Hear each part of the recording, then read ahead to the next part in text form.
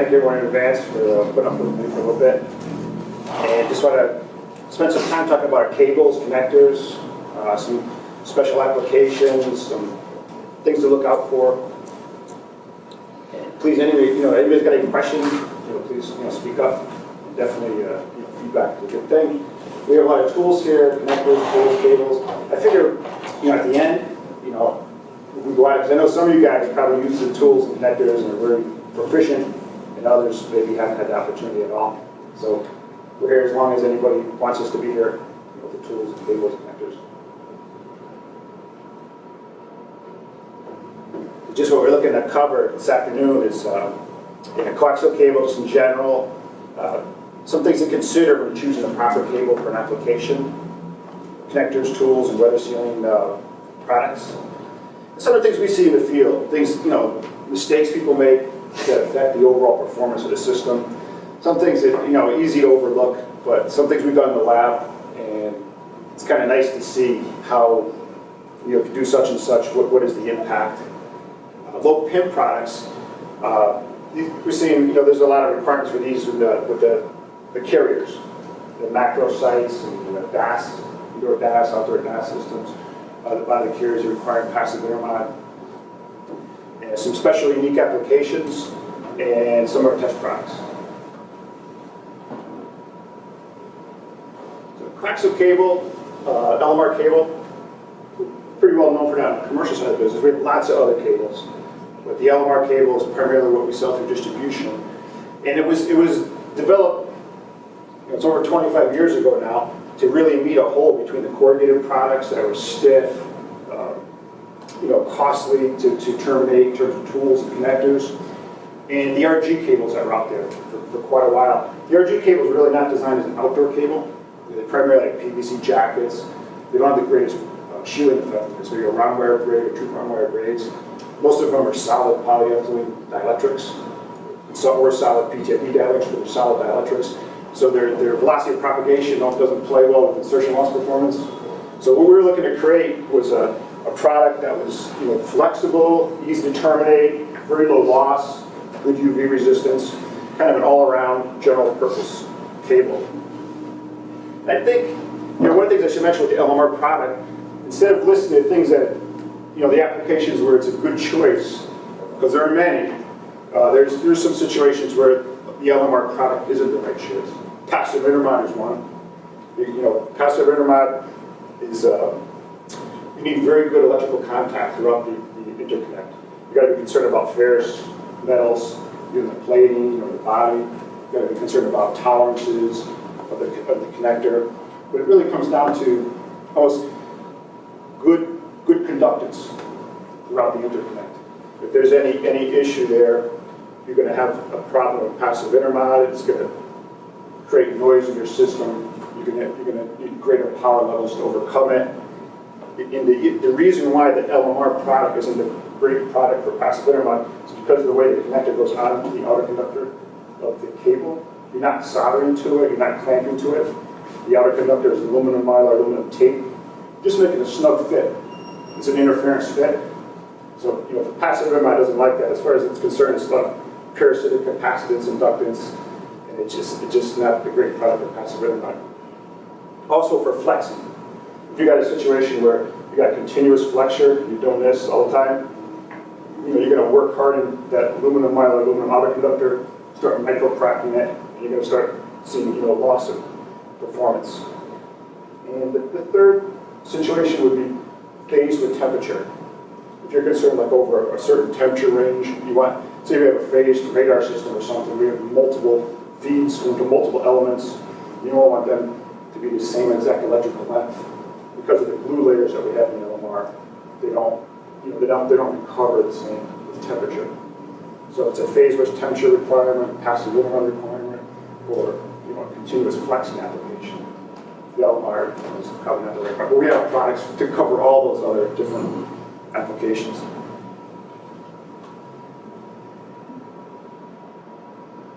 So from LMR 185, we have LMR 100, which is a little bit different. It's a copper-clad steel synthetic conductor. But 195 through 300 is a solid copper semiconductor. 400, 500, 600 is copper clad aluminum. You got the skin effect. The energy just travels on the outside skin of the center conductor. And then 900, 1200, 1700 is a hollow center conductor. The dielectric in each case is a closed cell foam. It's a high density and low density mixture of nitrogen injected foam polyethylene. This closed cell, even if you just took a thin slice of the dielectric, the water would not migrate through it. The shielding, as I mentioned, it's aluminum tape. It's aluminum, mylar, aluminum. It's basically like a double shield. The mylar is a strength member, aluminum on both sides. It's cigarette wraps around the dielectric. And then it's glued to the dielectric. So in the electrical path, we have the center conductor. We actually glue the dielectric to the center conductor with 10 thousandths of a mixture of glue and polyethylene. Then we use a closed cell foam. Water can't migrate through it. And with the shield, we actually glue that shield to the dielectric. So in the electrical path, we're not concerned about water getting through the electrical path. Then we take the jacket. It's a black carbon-filled polyethylene, and we pressure it into the braid. What we're trying to do is remove any place where air or water can migrate through the cable. So if you strip a piece of LMR cable, you'll always see these little fingers of plastic that come up out of the braid. And that's done on purpose because we just don't want that path there. We have a product, the DB product, where we flood that braid what's left with like a silicone-like material. You pretty much make it impervious. Even if a rodent gnawed through it or sort of rubbed up against a sharp surface or something, the water really can't go anywhere. And I have to say, with the black carbon-filled jacket, we've never seen a UV failure. In, over 30 years of stuff being out there in the field, it's just a real rugged UV-resistant jacket. So the DB, the whole line from L195 through LMR 1700 is available with the flooding. It's a 1967 rated product. It's good warranty. All the same connectors that work with the LMR or with the DB product. The Ultraflex cable, from 195 through 600, we have an Ultraflex cable. We replace a jacket with a rubber jacket. We replace a center conductor with a 7-strand center conductor. We get a lot more flexibility out of it, though it's not the right product for continuous flexure, because it still has that aluminum mylar, aluminum circuit wrap dielectric. That's the first thing that's going to go with this type of action. What it's designed for is if you're doing stuff, we've got to get up and over, you're working in boxes, and you got to get around things, and you want to actually, when you're installing the cable, you need flexibility to install the cable. This would be the right product. But there's a little bit of a penalty. You got 15% higher insertion loss because of the braid factor, and you can't use easy connectors. The easy connectors are a Berlin copper spring finger connector. So if the 7-strand center conductor, you can't snap that easy connector on. You need a solder connector. And the easy strip tools also don't work with this cable. It's a rubber jacket, and it doesn't want the tools won't bite into the rubber jacket. All that being said, it's a very popular cable. You see lots of people using it, and it's interesting. You think of all the different characteristics of a cable. What are people looking for? You're thinking attenuation would be really high up there, return loss, but flexibility is way up at the top, if not the thing that people are most. If it's right up there with insertion loss and attenuation is flexibility. So the Ultraflex is a very popular product. That's it. Things to be concerned about. The higher loss, 50% higher loss. You limit yourself on connectors, tools, and it doesn't have anywhere near the UV resistance of the standard product. Personally, I wouldn't. This product would probably be just fine outdoors for 10 years. But every place, every geographic location is a little different in terms of the sun and what kind of exposure it's going to see. But it's really wasn't meant as an outdoor vehicle. The FR cables, again, LMR 185 or even 100 all the way through. LMR 1700, we have an FR cable. The FR cable is a riser-rated cable. It's listed as CMR by Underwriter Laboratory. It's to be used anywhere in risers, elevator shafts, cable risers within a building in terms of the code. National Fire Protection Code. Our FR cable also happens to be non-halogen. We have an FR-PVC, which is just a CMR cable, but our standard LMR FR is also non-halogen, so it's not giving off toxins in a fire. Works all with the same connectors as the standard LMR connectors. It's approved by the Mining Safety and Health Administration for use in mines.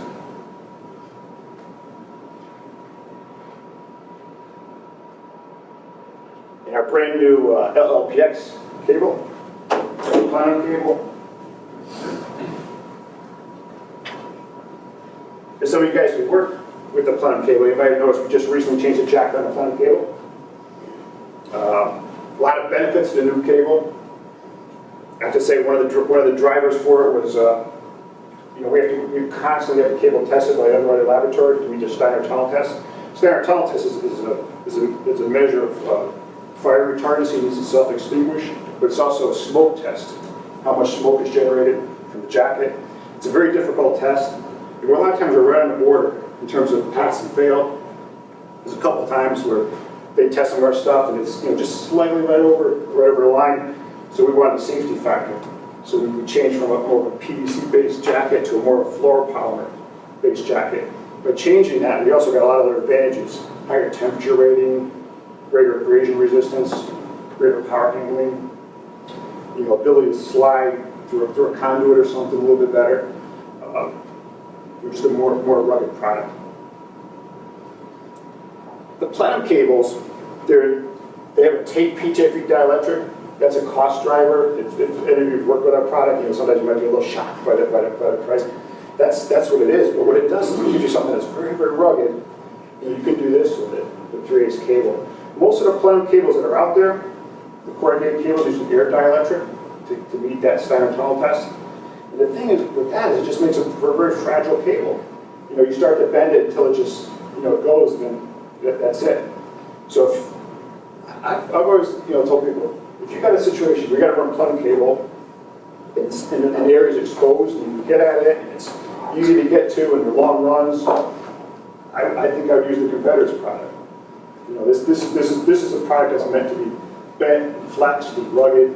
We need ruggedness. This is definitely the right product. This is great for in-building jumpers, things like that. If you're working in an existing building, you want to get in and out, you want to make sure there's no issues, no problems. It's pretty hard to destroy this cable. It has a smaller diameter center conductor, so if you want to use the EZ style connectors on it, there are special connectors that are designed for the smaller diameter center conductor. Tools, we have tools, same tools. It's listed as CNP from Underwriter's Laboratory. We said, the bus, rugged, least likely to become damaged, just a good, tough, and most recently, just excellent abrasion resistance with the jacket update. Light cables, and this might be a product that a lot of you guys aren't aware of. If you have a big job or something, what we have is a whole line of cables where we replace the tin, copper, round wire, braid, or aluminum. There's a 30% savings in weight, so like 15-20% savings in cost. So it's something that if you're doing a big job, it might be something you want to consider. All the same tools, all the same connectors. Very slight loss in shielding effectiveness at very low frequency, like 10, 20 megahertz, 30 megahertz. If you're way down there, might be something you want to be a little concerned about. You lose about 15% tensile strength with connector retention. But you say, take something like this, a 3/8 cable, you got about 160 pounds of force you need to rip the connector off if it's properly installed. So you lose 15% of that, it's not a big deal. As long as it's properly installed, you're not nicking the braid wires. So just to review, the standard product, the standard LMR product is a good indoor-outdoor product. It's the dielectric, the closed cell foam dielectric is glued to the center conductor. The aluminum mylar aluminum tape is glued to that. It's heavy tin copper round wire braid. Then that carbon-filled black polyethylene is pressured into the braid. So it's a good all-purpose, all-around. But But you want to go that little extra bit, you want to be, have a nice safety margin there, the DB cable. Because you just never know, you're a rodent gnaws through it or something. It's good to have that little extra bit of safety factor. Inside the buildings, the FR cable, used anywhere, any riser. It's non-halogen, uses all the same connectors, all the same tools. It's listed by UL, CMR, and then plenum. Plenum you can use anywhere in the building. You don't have to worry about it. It's listed CMP, but it does require special connectors. Radiating cable. We have a very cost-effective radiating cable called TRAD. Our most common sizes are 1/2 inch TRAD 600. It uses the same connectors, the same core as a standard product. We don't have that braid there. It's a very thin jacket and a messenger wire. But because it uses the same connectors, uses the same core, it's just a very cost-effective solution. It's used quite a bit in the mining industry. I think I'm leaving.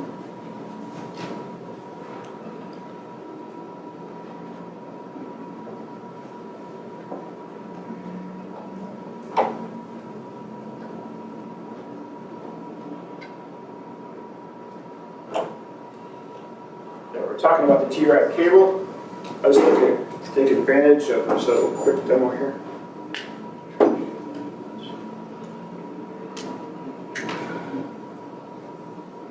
This tool here, for anyone who hasn't seen it, it's everybody's just come out of the plumbing field, for cutting PVC pipe, tag on tubing, and things like that.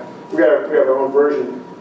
It's great on LMR cable. Get a couple inches back from the end. You put a little bit of pressure on the tool. You just spin it around the cable. What it does is it cuts through the plastic and the brown wire braid pretty quick, and then it just scribes the center conductor. So it is at least a cable nice and round. You're not crushing the cable at all. You don't make jagged edges. It's a clean, sharp, square cut. Leaving the cable perfectly round. And I think sometimes, with most terminations, especially now, simplify the connector process. This gets you halfway there. Now, if you cut the cable with a tool like this and just cut it properly, square, clean, you're halfway there to getting a real good termination. So we take our standard. This is an easy 600 NMHS connector, easy style, beryllium copper spring finger. We'll just take our crimp ferrule. This tool here is our CST 600 TRAD tool. It's a fairly new tool. Just pop it onto the radiating cable like that. You push down this thumb switch. You spin around the cable, once or twice, and you just leave it to press, pull it. It takes that whole pellet right off. You flip it around to side 2. There's a deburr tool there. Just roll back and forth. And it puts a nice chamfer. And then side 2 also, it's got 2 little razor teeth, 180 degrees apart. All you do is just push it like so until it stops. Push it back part way, and get a little bit of a wiggle. And what you're doing is you're just creating a little bit of a banana peel slice.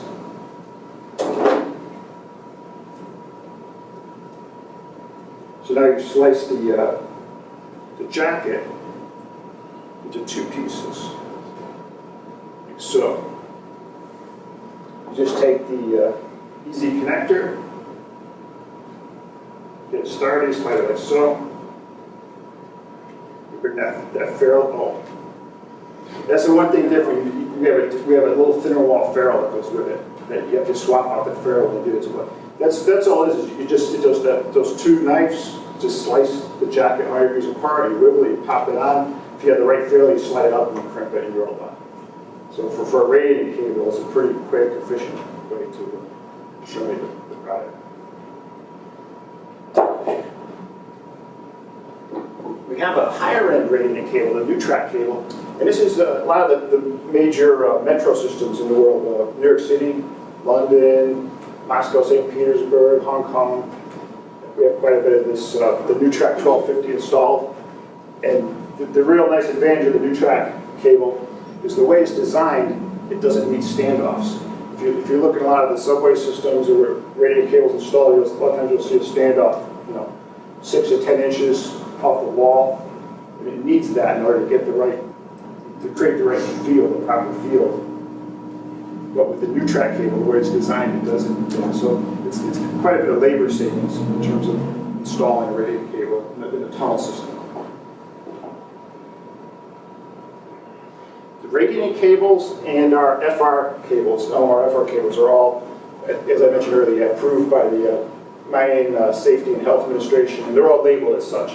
If you look on the print, every 2 feet we put on the cable, the part number, phone number, and such. We'd also print this information. So selecting a proper cable, when choosing a cable, what do you consider? And I think probably one of the first things to consider is the frequency range and the loss budget.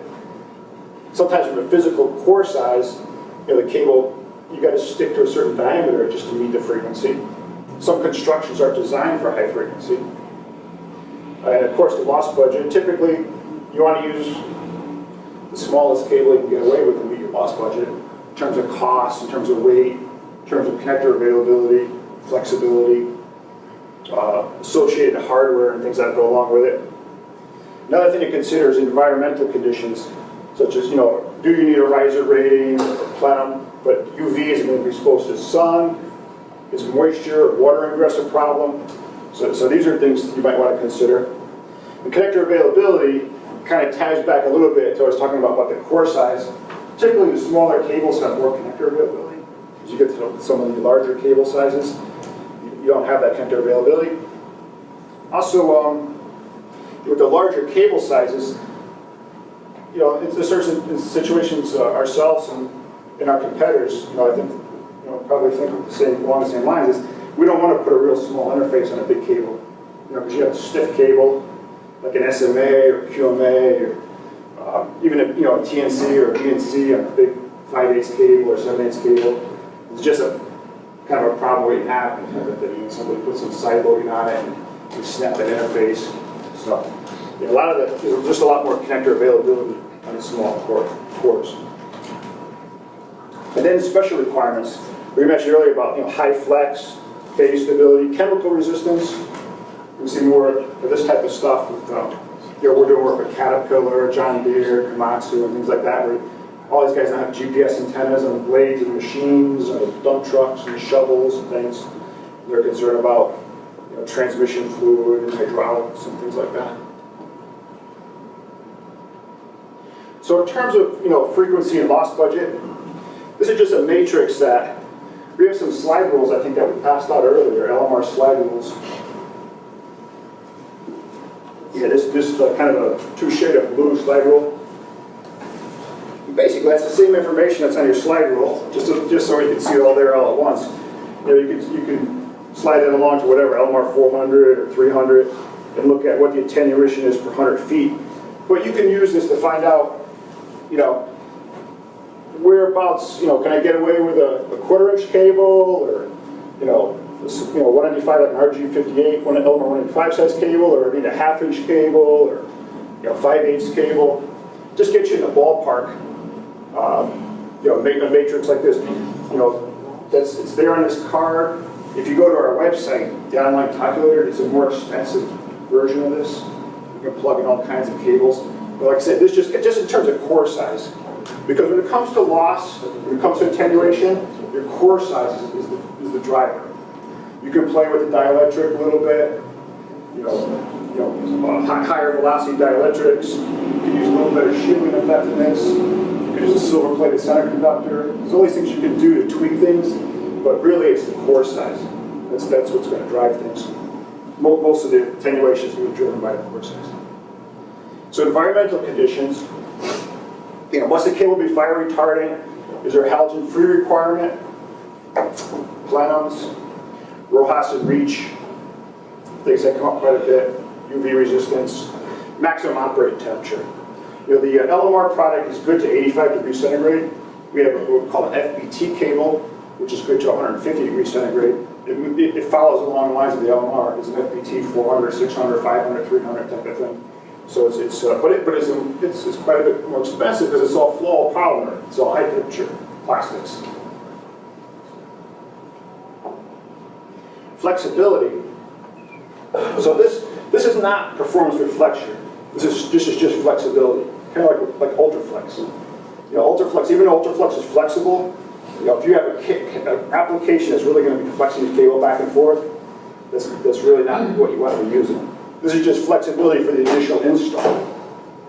Also, more flexibility, you know, transfers less stress or strain to the connector. So if you do have an application where you're putting like an SMA on a cable or QMA or something like that, you may want to consider a flexible cable. There's less chance it's going to be force transmitted to that tiny little interface and snap that interface. So how do you get there? You know, you can get there with jackets, softer jackets. You know, the standard polyethylene is a good rugged jacket, great UV resistance, but it's, you know, it's a fairly hard jacket, fairly hard plastic. We have PVC, TPR, TPV, PUR, all softer materials. You know, being on the outside of the cable, you're just replacing the jacket can make a big difference in flexibility. The higher temperature cables and the fire retardant cables tend to be more stiff. The fire retardant cables, we have to add a filler to the jacket, makes it a little stiffer. And the high temperature cables, we use FEP jackets, and those are stiffer. The center conductor, going to stranded center conductors, that also increases flexibility. And we have a lot of 7-strand products, we have 19-strand products. And then we also have some what we call rope center conductors, just many filaments. You know, you could take a large cable and make it like a piece of rope, basically. But just as we talked about earlier, you paid a price for insertion loss. You know, that braid factor, strain factor. So those rope center conductors, they're very flexible. They're going to hold up for flexure over time, but you know, they're going to be higher insertion loss, higher attenuation because of it.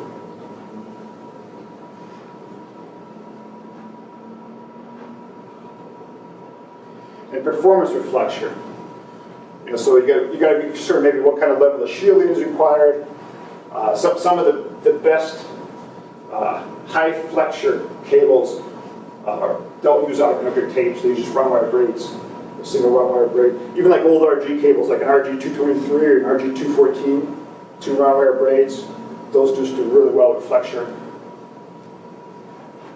And if you do have such an application, you know, we'd always be glad to help you with such an application, but you got to do a little bit to define. There's just so much in terms of what's the bend radius, how many degrees of flexure, is it back and forth at the same point?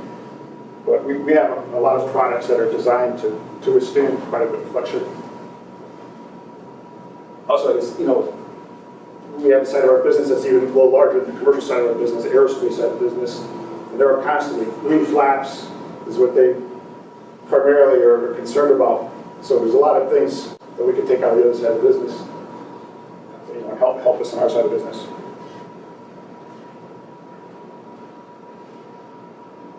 So a quick check, you know, can the cable handle the frequency? You know, does it meet the power handling requirements? Temperature? And you really can never forget what the connectors is, you know, is the connector choice there. Weatherproofing, you can do everything right. You know, you good quality cable, good quality connectors, you prep the cable just right, good workmanship. But if you don't do something to make sure that the moisture doesn't get into the system, then, you know, that's going to be the weak point. And we have different, you know, we have traditional weather seal kits, the vinyl mastics, pure rubbers. We have silicone tape, some new IBP products, boots. This is something that starting to see common in some of these small cell applications. But actually, a molded silicone boot. This is done with the cable assembly built, factory built. This thing will come over this 4.3, and it'll lock down onto the female bulkhead. So once you mate the connector, you just push this all the way up, and it'll pretty much seal the connector.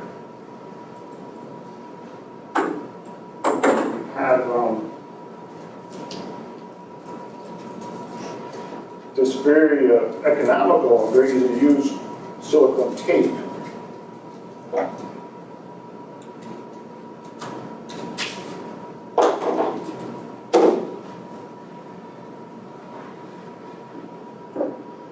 All this is just pure silicone with no adhesive at all. You just got to get that little piece of silicone out there.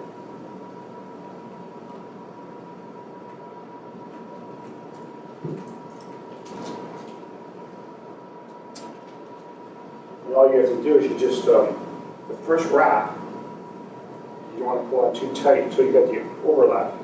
Once you get that overlap, it's got 3 arms of elongation, so you can pull on it as much as you want. And actually, the more you pull on it, the more downward force it has on what you're trying to seal. You don't have to worry about backing off at the end. You pull it tight right to the very end. It's got real good UV resistance. It's pure silicone. And because there's no adhesive on there, and it forms around all dissimilar shapes, all you have to do is it just comes right off. And if you look at a side view of it, it looks like a solid piece of silicone. So you can actually build it up, you can create strain relief with it. So it's just pure silicone tape. So that's really cost effective, very simple. There's also, some of you may have seen this, but this cold shrink. And actually we're just getting ready to introduce a new cold shrink.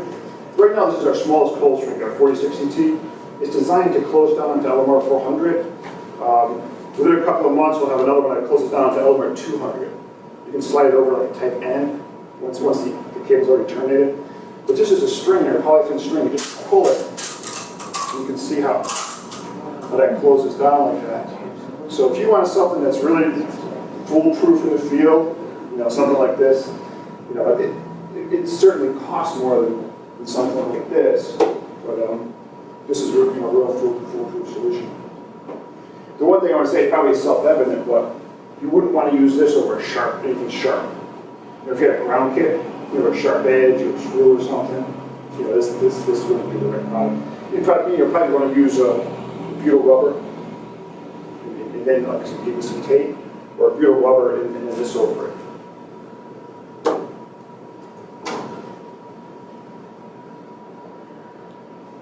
WSB boots are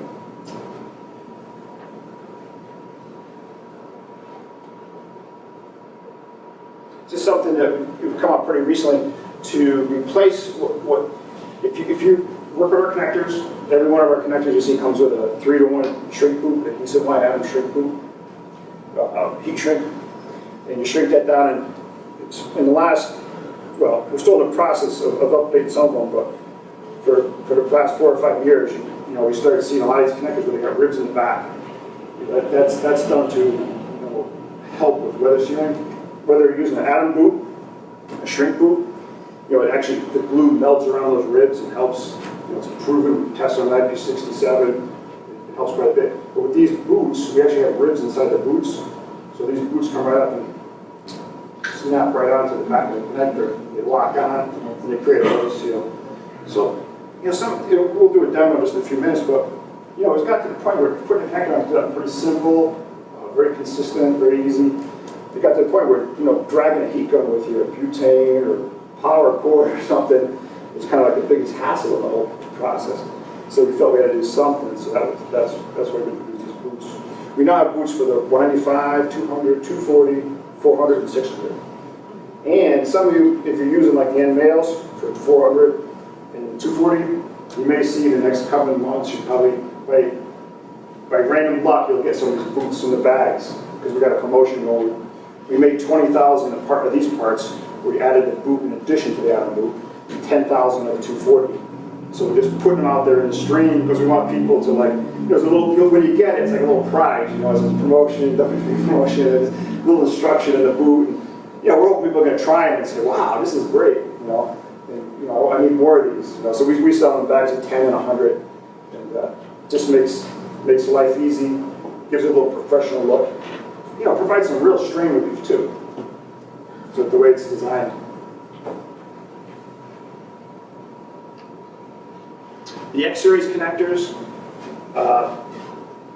something we've been working on for a while. We're just trying to it's all improvement. It's all trying to, make the connectors, well, this combo hex knurl knows we want to give the connector like a time to it. So our connectors now, if you look at a TNC or an N, it's half a knurl, half hex coupling now. But the tri-metal is a great plating. It outperforms, the silver and the nickel all around. I mean, the silver, the downside of the silver is corrosion resistance. It doesn't have, excellent corrosion resistance. Tri-metal has excellent corrosion resistance. And the nickel, it doesn't have the conductance of the tri-metal. So the tri-metal is something that we've standardized on. Really, really good all-around plating. We just talked about the ridge landing in the back to help with weather sealing. We just see more and more applications where people, they need to leave stuff outdoors for a certain period of time. They don't want to cover the thing up with butyl rubber, and they want to get back at it fairly quickly. The interfaces, the gaskets and interfaces are designed to do that, but you can't leave a connector outdoors forever.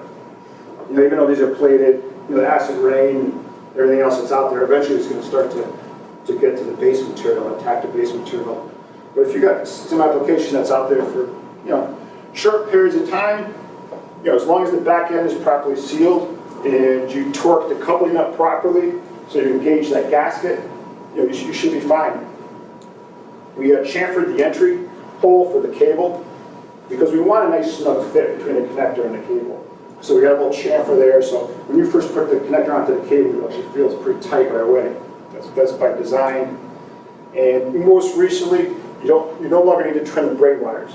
If you just go back 3 or 4 years ago, you had to take a little pair of scissors with our connectors, and trim all the braid wires back before you put the ferrule there. We resisted that change for a while because we thought it was confirmation that the connector was on there all the way once you saw that overlap with the braid. But again, it was just more hassle for people, especially if they do a lot of terminations. So we got rid of that. So that's our X-Series design.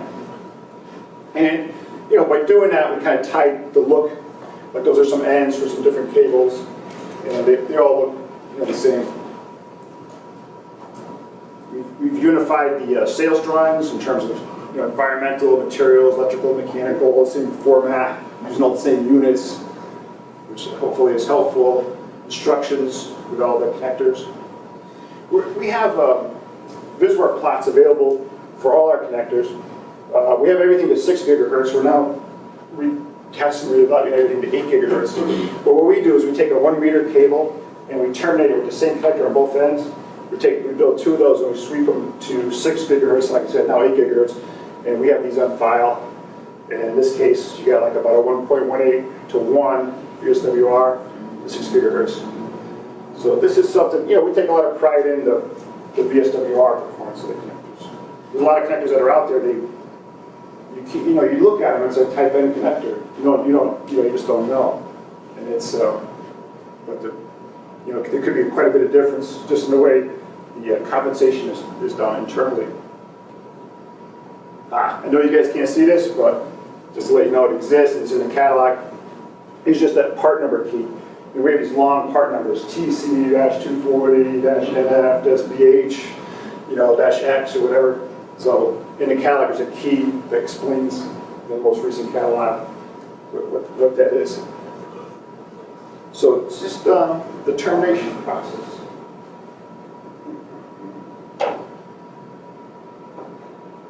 So we also sell a product called a Rubber Glide. It's biodegradable, doesn't leave any residue or anything. It's for putting on the IPV boots or WSB boots. You just put a drop there. Take one of these boots, just get it started. Slide it right back like that. Take the crimp barrel, slide over the cable.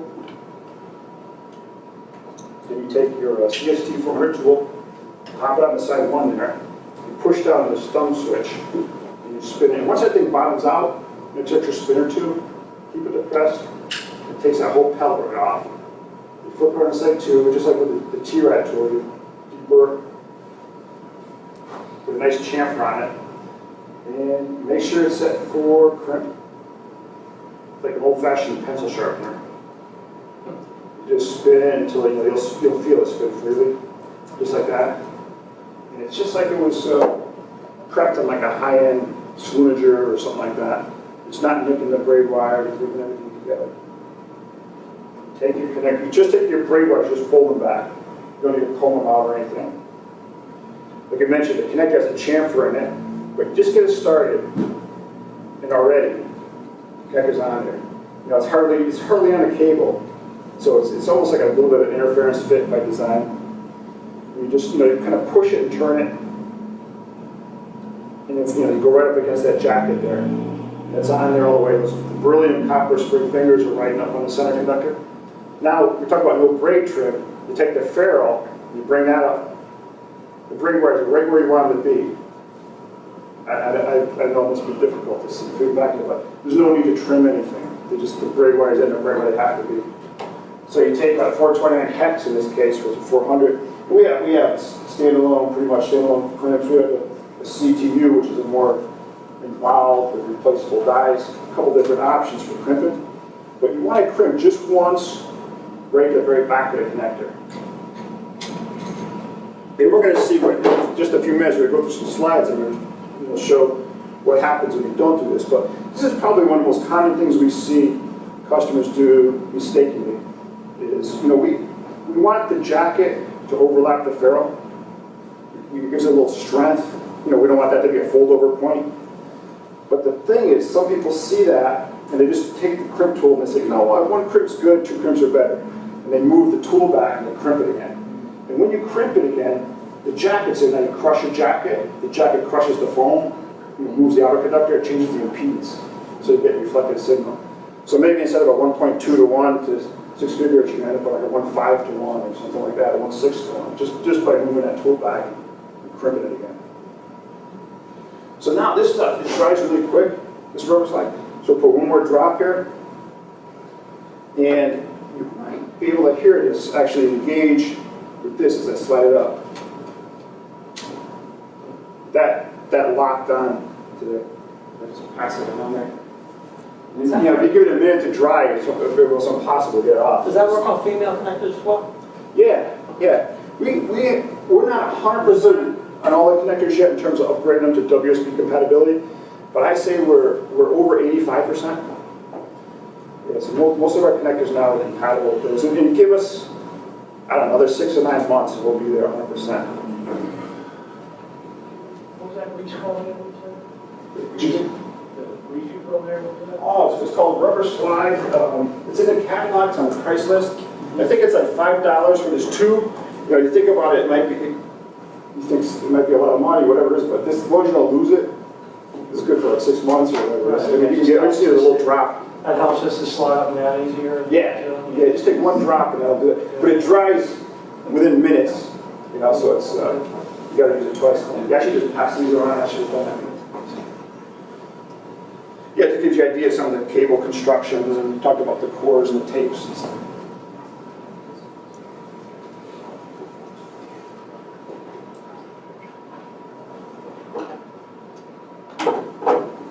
Do you have an AC connector you can show us? That was our easy connector, that one was on there. I have an AC connector that didn't look like that. It came like this. It's not a crimp.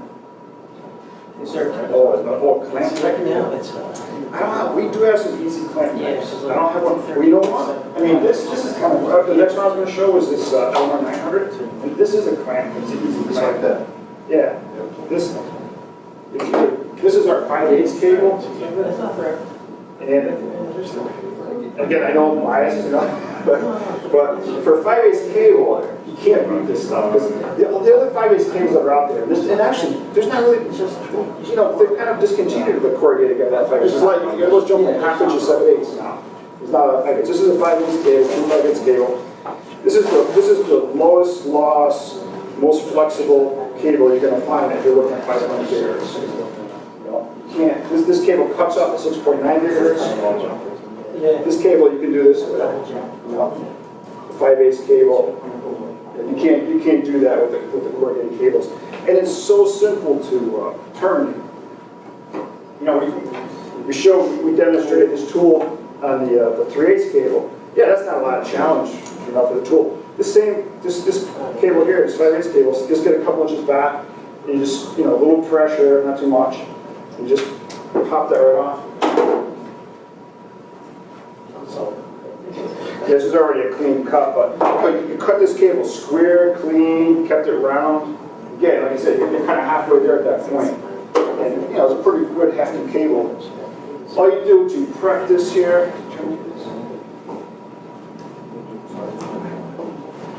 is we use the center conductor, so we don't have to prep the center conductor, it's just a jacket.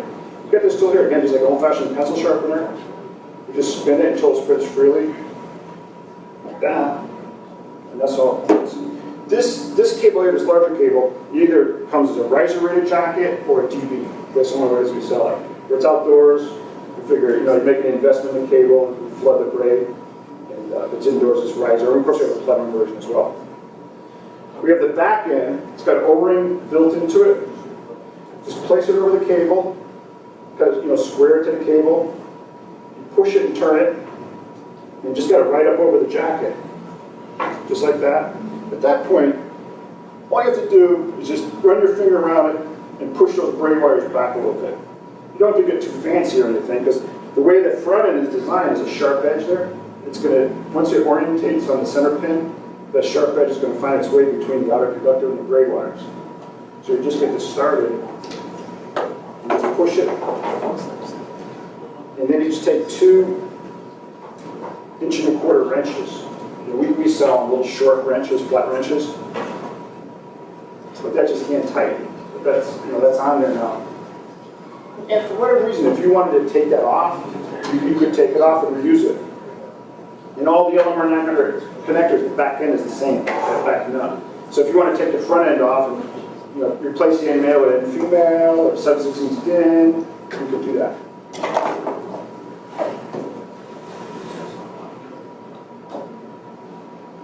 So this is just kind of a wrap up on the LMR side of things. The cables, I mentioned some of them, standard, DB, the FR, the Plenum, the Ultraflex. We have others as well. We have 75 ohms, we have PVC jacketed, neoprene jacketed, polyurethane jacketed. So we have some, quite a few different constructions. We covered some of the main ones that are in distribution. We try to make it as easy as possible with the tools, the connectors, the boots. So it's kind of like a package, and we're always looking for advice. If anybody, you're out there, you say, hey, could you do this, or would you be interested in modifying this or something? Please let us know. Because we're always very open to that. So what I have here is just some stuff we did in the lab, some practical stuff. Can we touch on some of this stuff already? But what contributes to overall insertion loss? And the materials that play a part, what kind of dielectric material is it? What the plating, physical geometry of the cables and the connectors, the effective shielding effectiveness. You get round wire braids, double round wire braids, all kinds of tapes, double shields, triple shields, quadruple shields. So you could be leaking energy out through the shielding. As I mentioned earlier, one of the biggest drivers is the physical geometry. The size of the cable plays a major role in terms of the attenuation or the loss of the cable. But the thing that goes a lot of times unnoticed is the efficiency, the assembly efficiency, which is a function of impedance uniformity or disuniformity. People don't really think about it. They look at a certain cable and they look it up like the manufacturer's specs, and they say, such and such loss per 100 feet at a given frequency, and they plan their system based on that. But if you have inefficient interconnects, you get what's called mismatch loss, and that starts adding up, and you get to a point where your mismatch loss can be pretty significant, and you end up with quite a bit more loss than you're expecting. So, VSWR, I'm sure most of you guys are familiar with VSWR. It's a measure of impedance uniformity. 1.0 to 1 is a perfect match. Your energy from the source reaches your load. But any increase in VSWR is an indication that you have impedance disuniformity, that some of your energy is being reflected back to the source. In the real world, you're never going to have 1.0 to 1. There's going to be something. In terms of even the manufacturing process, we can't make the cable perfect. Higher VSWR values indicate higher reflected signal, and a VSWR value can be directly correlated to a mismatch loss. So what, in terms of impedance uniformity, impedance, what are the variables? It's the diameter over the center conductor, the outer diameter of the center conductor, the inner diameter of the outer conductor, and the dielectric constant or velocity of propagation. If you alter any of those, you're going to change the impedance. So you're going to get some reflected signal. It's not going to be pure 50 ohms. So what are some of the ways you can do that? Poor connector design and loose tolerances. So some of the people that build connectors, they're built into an interface standard. They're not thinking about the back end in terms of compensation. So there's something to consider. Poor cable prepping is a big one. If you're not using tools, you're using old tools or some tools that aren't sharp, jagged. We're talking about cutting the cable. This thing does such a nice job leaving the cable nice and round. People out there with like a pair of linesman's pliers or something, trying to cut the cable and you're crushing the cable at the same time. That's going to affect your impedance. This is a big one here.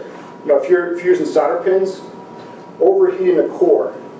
The polyethylene foam melts at 85 degrees centigrade. So if you start to, even if you're a good solderer, you're going to melt that foam a little bit. You want to minimize the amount of heat. You want to use a flux. What we do in the shop is we use resistant solder scissors right with a foot pedal and a variac. And as soon as that solder flows, you take your foot off the pedal. It just kills the heat. So you can apply the heat right where you had to be. But if you're trying to solder with a traditional solder iron or something, it can be pretty difficult. It's something to be concerned about. And bad crimping, we mentioned that earlier, bad crimping. You get that extra double crimp, you crush. You can imagine, so you crush a jacket, so your outer conductor, that inside diameter of the outer conductor is being impacted. So this is a VSWR sweep, and this is the associated insertion loss sweep. This is from 1 gigahertz to 8 gigahertz. We got 1.2,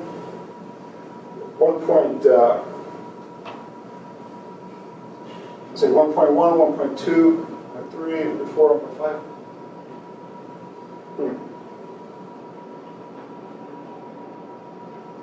Yeah, that's what it is. It's 1/10 of per line there. Down here it's the same thing. So with the blue trace there, I guess I should take a step back. What we did, it's LMR 400. These are 30-inch long assemblies. They're all from the same lot of cable. They were all prepped exactly the same. So same lot of cable, LMR 400, 30 inches long, all prepped exactly the same. All we did was use different connectors. So the blue is our connector, and we just call manufacturer 1 and manufacturer 2, the green and the red. We're not going to name anybody out, but these are people that market connectors for our cable. And so when you see the lines here, the insertion loss lines, you see them pull away here. That's because of mismatch loss. That's because it's high VSWR.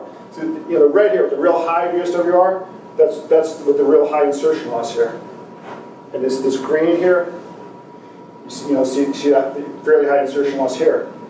I mean, if you're working up to say here, maybe I want to say it's about 3 gigahertz. I can't really say, whether you use whatever connector you use, you'll probably be fine. Because the insertion loss lines kind of lay on top of each other up to about 3 gigahertz.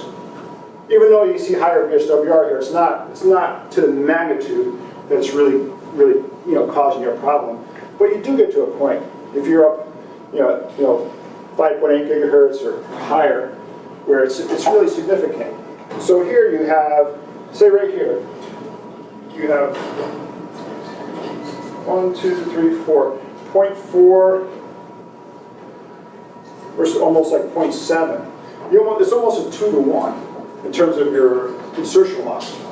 And all this is a 30-inch jumper. So it's like, theoretically, you're like, what the heck happened? It's like, I expected, 0.4 dB, and I got 0.7 dB, or, And you could have some of these in series. You could have some components and some additional jumpers in series. So you could end up with some significant loss that you didn't expect. So this is manufacturer one, and it might be kind of difficult to see back there, but we slice the connector in half. I think a lot of it is there's just a piece of PTFE disc. There's no compensation going on whatsoever. The connector was designed more from an assembly standpoint. There's a big, huge barb on the connector. There's a big flange in the back of the pin. That's the manufacturer number two. Similar thing, a lot of different diameters going on here. Big flange in the back, just a straight cut off of a piece of PTFE. And this is our connector where we got some compensations on both sides in terms of depth and diameter of the compensations in the PTFE. And we designed the pin in such a way to give us minimal reflection, minimal VSWR. This is what we consider like a pretty optimal pin soldering. If you got to solder a pin, you typically want a little pin to core gap. You want a nice wetting of the solder. You want a nice clean, sharp cut on the dielectric. You don't want to overdo it in terms of melting. So we consider that pretty optimal. You can use the shim, all kinds of shims to create that. By using the shim, you minimize the dwell time. If you're trying to get the thing just perfect and you're not using a shim, you don't realize all the time that's going by while the heat's applied. And while that heat's applied, you're melting the foam. So that's like a nice little trick to do. So here's what an optimal pin soldering. Here's what we see in terms of VSWR all the way to 8 gigahertz. So we're seeing about a 1.4 to 1. We're at the high upper end there. And you also notice this insertion loss trace. It's pretty straight line here, all the way until it gets to the far end of the band there. You see that ripple? That's the mismatch loss. That's being imposed by the VSWR. If you brought this VSWR down here, you would see this ripple would go away. So it's also adding some uncertainty too. So, and again, just some experiments we're doing because trying to experience some of the things that we see that come back from customers. So we take the pins and we reflow the solder and we get rid of the gap. We push the pins right up against the core. Well, we eliminate some compensation here, but it's like a hot branding iron. We melted some of the foam by doing that. So we want to see what would that do. So here's where we started from. This is what we call the ideal pin soldering. The red case, that's what happened. So all we did was just reheated those pins, just pushed them in. They kind of kissed the polyethylene dielectric, and that's and down here at the low frequency, it doesn't cause you much of a problem. But up here at the high frequency, you see the higher VSWR, and you see this ripple here. So the ripple gets even worse. And then we do this one more time. Then actually, you see it, we reheat the pins and we actually push them into the foam. I don't know, 15, 20 thousandths. Again, because sometimes you see that happening. Of course, there's two things that are happening from a pin standpoint. You're melting a lot more foam, so that's a problem. But now you have, you got to remember that ratio between little d and big D. Now you got the outer diameter of the center pin up underneath this outer conductor. So you change that whole relationship because the center pin has a larger OD than the center conductor the cable has. So there's two things that are going on there from a pin standpoint. So that's where we started. That's what just the pushing the pin and kissing the dielectric. And that's, we push it in about 15, 20 thousandths. So the higher VSWR curve at even a lower frequency, and you got a much more substantial ripple in the insertion loss. So in this case, each line here is a half a dB.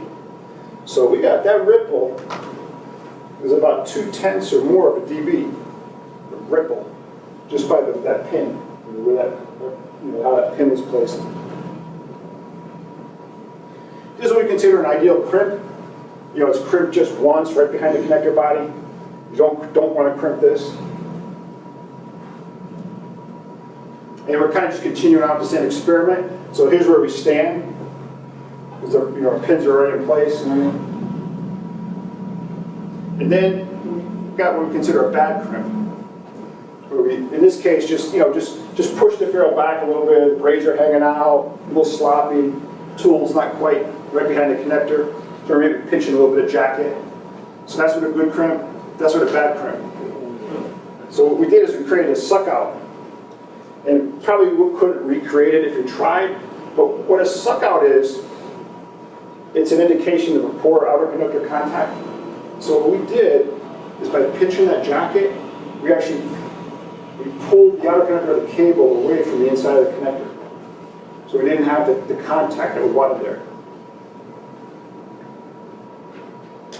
So good, bad, and ugly, and we go back and we crush, we bring the tool even farther back and crush a bigger piece of jacket. And it does a couple of things. There's where we started, there's a suck out. Suck out goes away.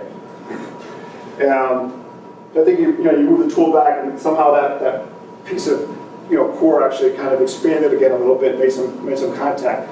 But we actually had to change the scale because the visual is just off the charts in the loss. Again, if you're up here at the 5.8, just very, very high VSWR here, high insertion loss, I should say, and even VSWR down here, and you got pretty significant ripple even at the lower part of the big end.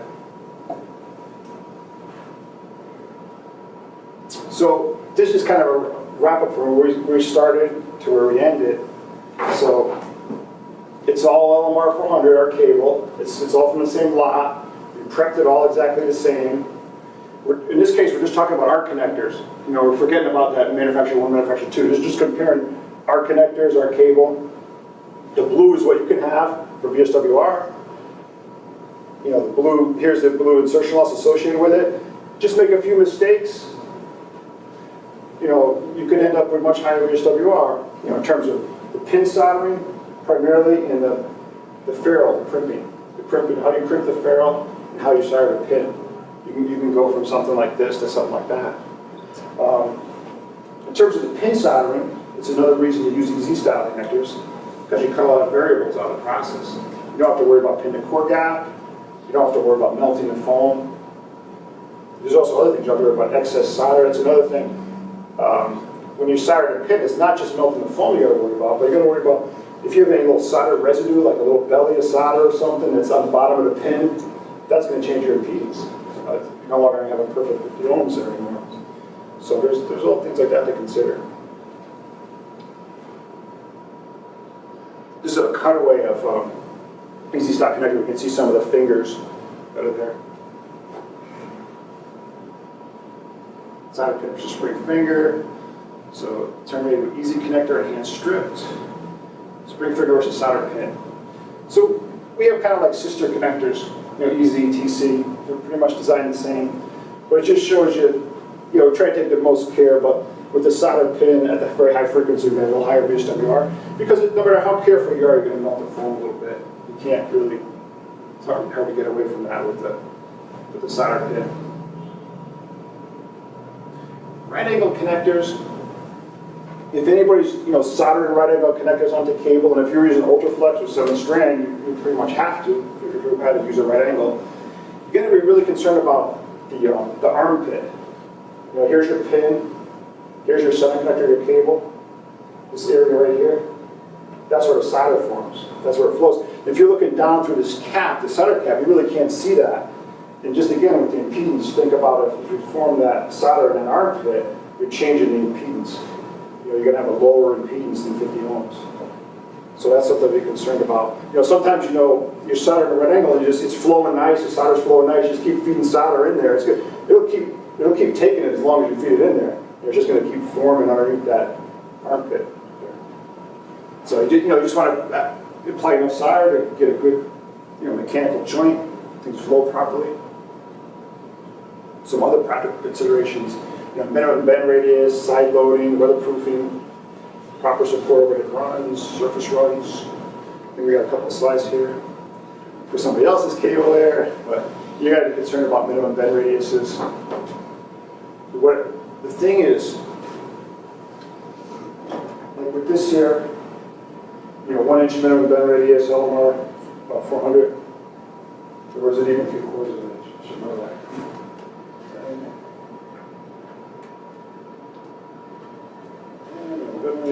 1 inch. So if you're going to get down to the minimum bend radius, the LMR 400, you pull it around a manual. You know, find something that's like, you know, roughly 2 inches, even 3 inches, something like that, and get it formed. You know, it could be a piece of, you know, this is of course too small, but you know, something on a job site, like a piece of PVC pipe or something. And you pull it around that. And what you do is at that point now you create a control bend. And now you can work with that, you can form it. You know, sometimes I know people, they see, you know, 1 inch minimum bend radius, and like, oh, I can do this with it, you know. It's like, no. It's so, you know, if you're going to get down to the minimum bend radius, you know, best to pull around a mandrel. Side loading, say you got a bulkhead connector come off the back of an antenna. You don't want this to occur. You know, you don't want the weight of the cable to be on that connector, the back of that connector. You know, maybe right off the bat things are going to work fine, and you're not going to see any problems at all. But you know, give sun and wind and, you know, time, chance, and that's going to dig into that cable. It's going to change the impedance. It's going to cut through that outer conductor tape. It's going to be a problem. You want to come straight out the back, create a controlled bend, and then captivate that cable as soon as you can. You know, so you don't have the weight of the cable, you know, wind and stuff, you know, working against it. Also, what we talked earlier too, it's consideration in terms of what the interface is. You know, if it's a small interface, you want to protect that interface too. So you want to, again, come out straight and captivate the cable. Overhead runs, if you're going to do overhead run, yeah, you want to run some kind of a guy wire or something, and tie up the guy wire. You don't want to run 50 feet or 100 feet or something of, you know, cable, coaxial cable with a couple of wire ties on both ends. You know, again, the wind, the heat, the sun, they'll do a job over time. Rooftop surfaces, you know, sometimes you see, you know, cables on the roof just laid across the top of the roof, and you know, people come by, they don't know, you know, drive over with a hand truck or something, or stack bricks on it or something. So, you know, you could build a trough just to protect the cable so the cable can't be crushed. You know, we did some experiments with pull strength. This is LMR 400, and we used the blue as a knife. The green is a tool with a combed out braid, and the red is a tool with just leaving the braid low. You can see just between combing out the braid and not combing out the braid, there's about 35, 40 pounds of pull strength difference. So you want to leave the braid low when it's got more material where you're crimping. Gives you a little torsional resistance too. I think the thing with the knife is just, it's very inconsistent. You try to be as careful as you can be, especially if you're outdoors and stuff. You know, it's just, you can't really control it. I mean, this, you know, this type of tool, where it, you know, it goes in and bites the jacket, and it peels that jacket off without cutting the braid wires at all, without even touching the braid wires. You know, there's a big advantage to this than when it comes to, you know, the connector retention on the cable. And some carrier grade low pin products. As mentioned earlier with the carriers, you know, it's a big thing now, passive intermod. What we measure is what's called the third harmonic. And it's, we put 220 watt carriers, and we're looking for pin levels of minus 160 dBc or better. And there's a couple times a test. There's a static test, a bench test, and a dynamic test. The dynamic test is really difficult because what we do is an IC standard where we actually rotate the cable. You know, we tap on the connectors and we rotate the cable behind the connector. As mentioned earlier, it ain't like kind of loose tolerances or conductive materials or anything like that. They're going to cause problems during a dynamic test. So that's something we do on 100% of our products. In this market, we have a lot of, we have cables, we have test leads, we have lighting protection. You know, Ken mentioned about, you know, some of the, you know, the STR devices, the low pin filter devices. We have jumper assemblies. This is our portfolio of low pin products. We have the outdoor products, we have the platinum rated products, listed CMP, I should say, CMP products.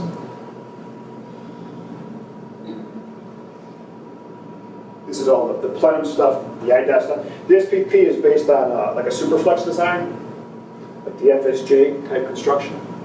Although it has expanded PTFE tape in it and an FEP jacket. The TFT is a braided cable, very, very good.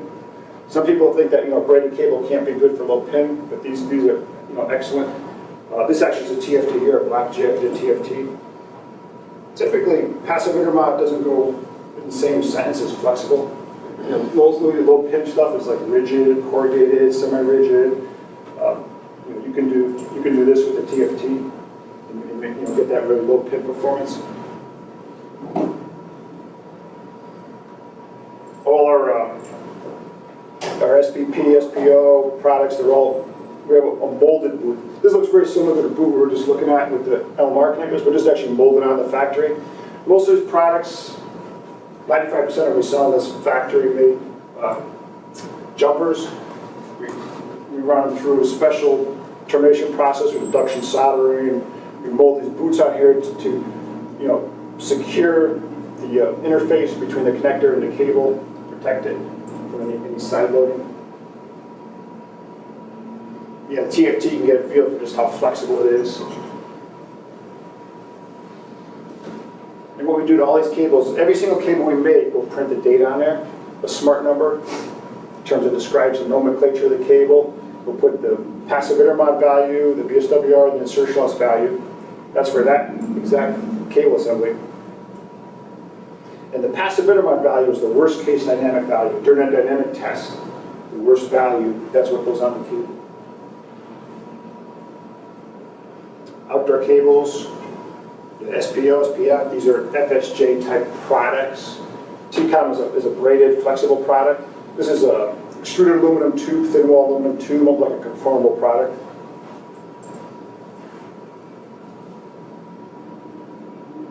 SPO and SPF, pretty much just the outdoor equivalents or riser equivalent to SPP. We have a slide rule for the low pin stuff, just like with the LMR, in terms of all the mechanical, electrical characteristics, the insertion loss, connector availability. This is our smart number nomenclature. This is in our catalog. We have a calculator with our new website. I hope this will get up on our website fairly soon, where you can go in and just with pull-down menus, select the cable, select the connector. It'll formulate the right part number. It'll actually give you this price and availability.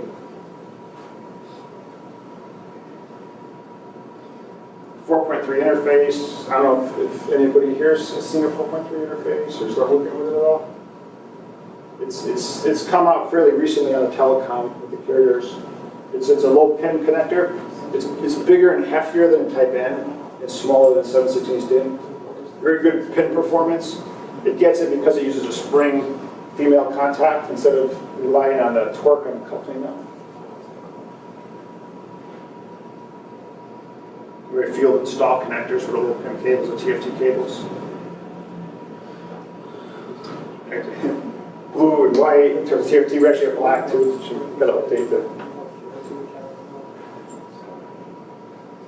carrier approvals from Verizon, and I would say from AT&T too. We have from the construction engineering people at AT&T. IV-Wave, if you're doing and building DAS stuff, a lot of people rely on IV-Wave in terms of design, and they have what they call VEX files. And they use these VEX files as components to build their DAS system. We have hundreds and hundreds of our products or components inside IV-Wave in terms of VEX files. And we can add, if needed, more VEX files. This is the calculator I was talking about. So these are all pull-down menus. So you just select the cable. It shows you what connectors are available. It won't give you any option that's not available. You select it, and it'll spit out what the smart number is, what the price is. And that's a little older version. Newer versions will give you availability. It'll give you insertion loss as well. Time. There's a lot of it, 2 weeks now. We're turning around these low pin jumpers in 2 weeks. So just to wrap up on the low pin stuff, we have a pretty extensive portfolio. We're concentrating on the small core stuff, 3/8, 1/4 inch, 1/2 inch. Most of what we're seeing is the 1/4 inch stuff. There's the SPP 250.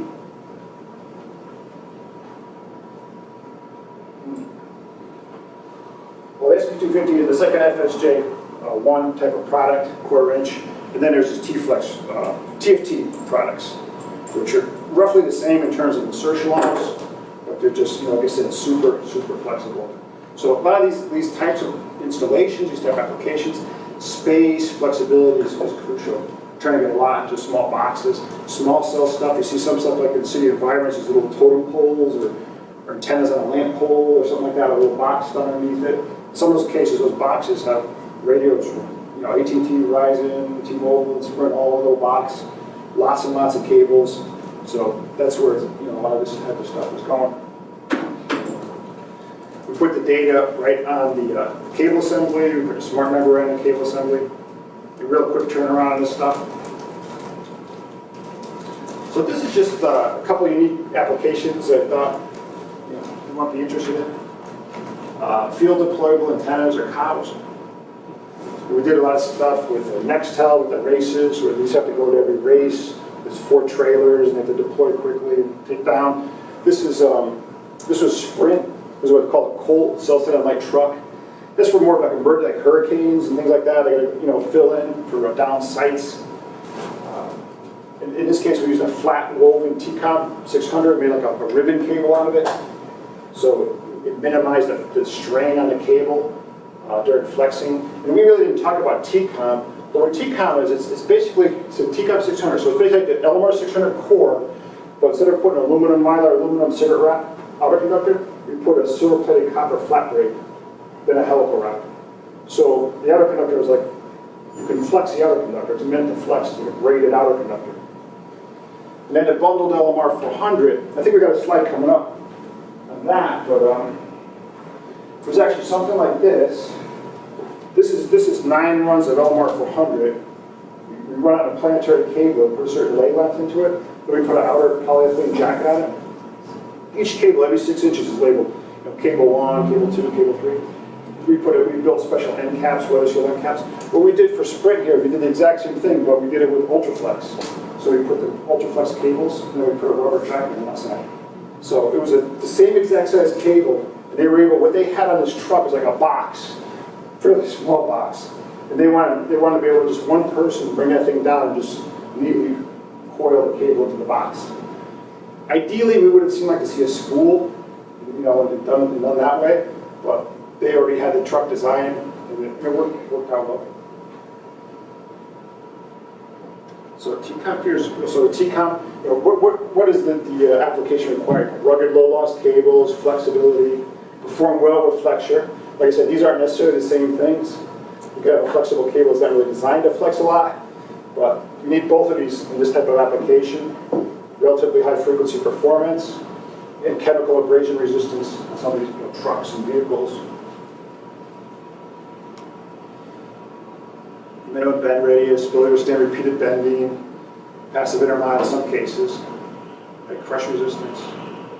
So this TCOM, this is what, and I mentioned a flat braid, so here's, you're probably going to see pretty large, you can see it back there. This is a 7-strand semiconductor, silver-plated copper. This is a closed cell polyethylene foam dielectric, the same as the LMR 600, it's dielectric. But here's our router conductor. It's actually silver-plated copper ribbons that we braid together.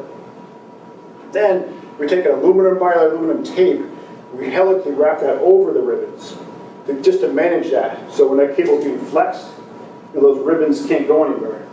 So you can flex this cable a long time without worrying about crapping or damaging like you would on an LMR cable. Then we put the same tin copper round wire braid. And then in this case, we put a heavy polyurethane jacket on there. Polyurethane is very rugged, just a tough, it's very good abrasion resistance. It's also soft, it's got good chemical resistance. More recently for Sprint, we did a bunch of these cell sites on trailers for the Olympics, not the Olympics, the Super Bowl a couple of years ago out in San Francisco.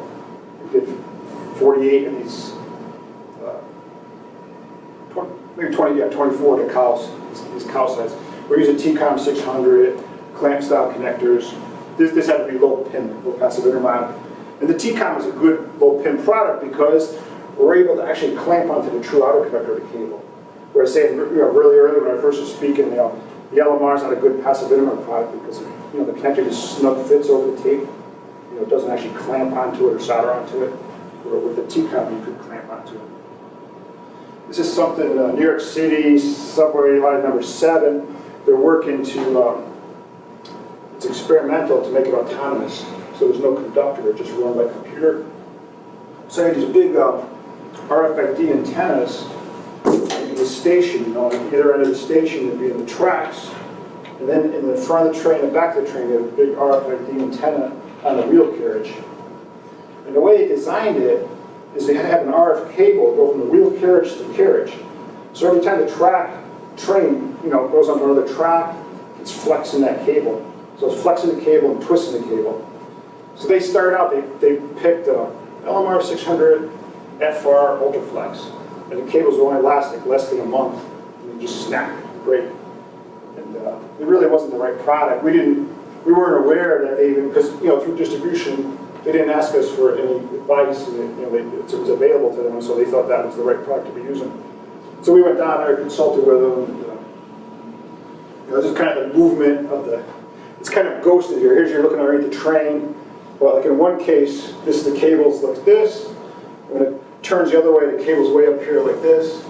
So every time that it's just going from one track to another, there's just a lot of flexing going on underneath the train. Oh, and there's the RFID antenna. You can see this big. It's kind of hard to get the, but it spans the whole wheelbase. This big, huge RFID antenna. So we developed a cable where we used a 19-strand semiconductor. We went to a smaller core, 3/8 versus 1/2 inch. PTFE tape dielectric, 2 round wire braids, heavy braids, and a polyurethane jacket. And what we did is, at first, they wanted it to last, I don't know, 10 years or something like that. And we got that, and then they wanted it to last 30 years. And we did that. They asked us to run it through environmental chambers. We simulated winter and summer, we put in a chamber, and they gave us all the computer models, so we built fixturing that mimicked the movement on the bottom of the trains. And we got the 30-year life out of this cable, this high flex cable.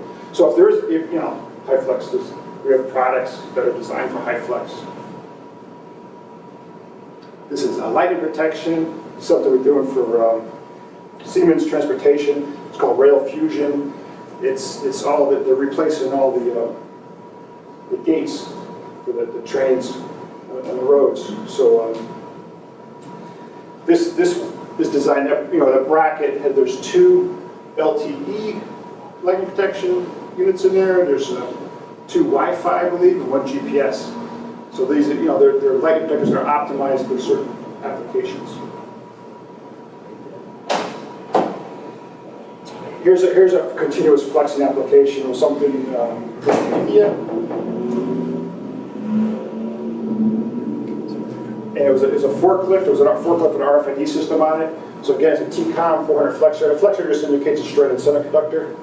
It's got that outer braid on the outer tape. Komatsu mining. We're using an LMR cable, but it's an FRPUR jacket instead of a polyethylene jacket with a DB flooding agent. And also putting what we're using Q ends instead of ends, and Q ends are quick connect ends. These are also autonomous, just like the subway system's autonomous. They're making all these vehicles autonomous now. A lot of the mines are in kind of remote locations, places where people don't want to be working, but also the trucks run 24/7. They run at night, they don't take breaks. So, but the GPS becomes critical, the GPS mast. So they're looking for rugged cables that can stand up to the UV rays and the hydraulic oils and things like that. Bundle cable. I'll show you that one piece of bundle cable. Just give you a little cross section of some of the things.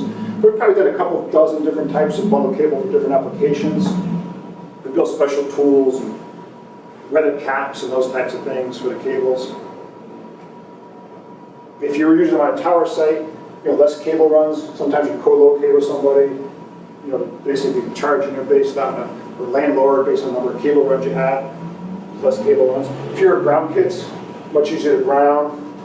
Reduce labor. You can pull it up as one unit instead of individual cables.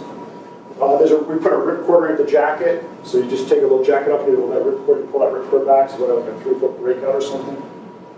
The cables are labeled every 6 inches. Wind load. I think this is a big thing here. We hear from a lot of people, it's appearance. You know, they don't want a lot of spaghetti going up the tower. Clamps, more rugged clamps, less clamps required. This is something we did at the University of Michigan campus, where we actually bundled like a Superflex type product, half and Superflex, like a FSJ4. We put 6 in one bundle, and they had to run 4. So we replaced 24 half-inch cables going up the poles. And at the University of Michigan campus, this was all about aesthetics. That's what they cared about. University, you know, they wanted the thing to work, but they were really keyed into. They didn't want the thing to look ugly. It just all these poles ring the football stadium.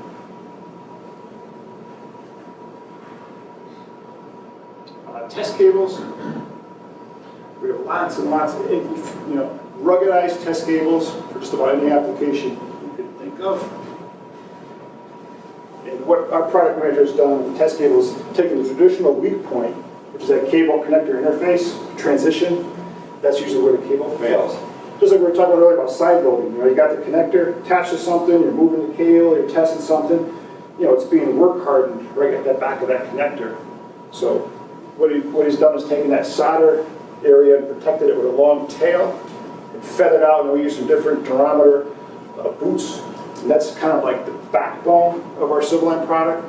But since that was, you know, he still carried through with that same solution, but we have many, many different types of products now that are optimized for certain applications. Here's a picture with the different durometer boots there.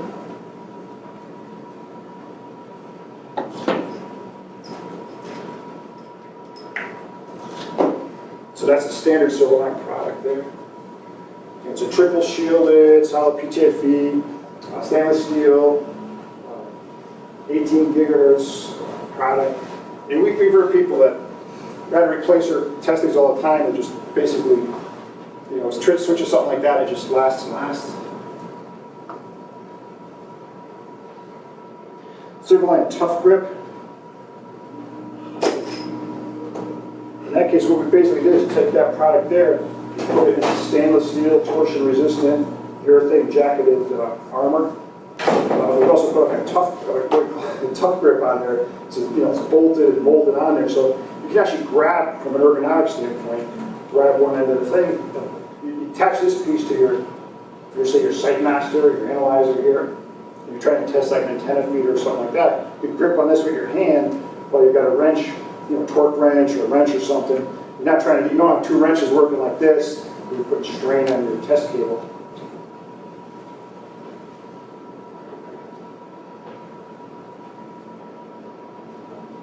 Civiline low pin. Earlier we were saying that, you know, it's very rare that you talk about low pin and flexibility in the same sentence. You know, when it comes to testing, you really need something that's somewhat flexible from a low pin standpoint. So we have a low pin product that's protected again in a stainless steel armor. You got the injected stainless steel armor. You know, a lot of emphasis is going on to protecting that connector cable interface, which is crucial. This transition is important to the standard product, but with low pin it becomes even more so. You're trying to get down to the noise floor or passive intermod. You don't want anything to happen in terms of that transition from the connector and the cable. So this is something that's, you know, very, very rugged, low passive intermod testing.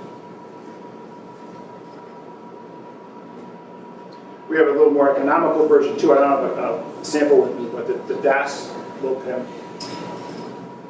Depending on what you have to do, I mean, that's a cable where, you know, you can use it, you know, over and over for a long period of time and have a lot of confidence in it.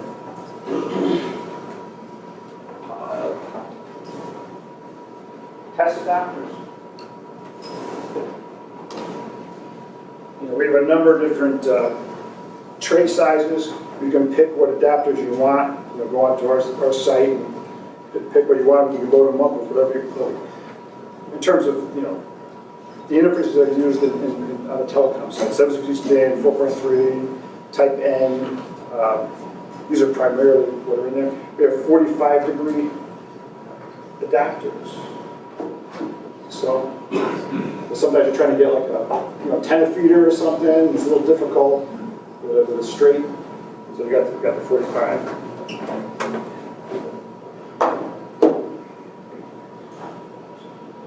Loads, low pin test loads. We have 10 watt, 40 watt. And that's it.